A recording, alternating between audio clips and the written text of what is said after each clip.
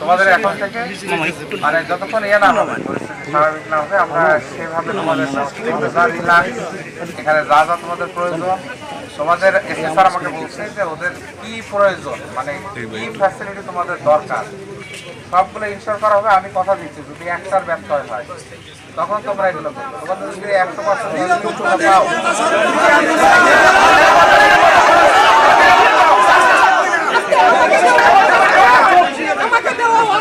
আমরা তোমাদের নিরাপত্তা, আমার সাথে যারা দেখতে গেছো, আমরা কি নিরাপত্তাহীন কোনো কাজ করছি? যারা গেছো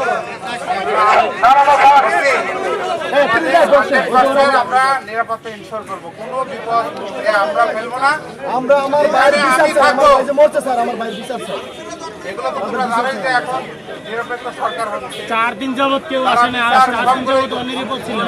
কারো দোষ কিন্তু পার পাচ্ছে না, দেখতেছো? যারা দোষ করছে তারা কি পার পাইছে? তারা কিন্তু পার পাইছে।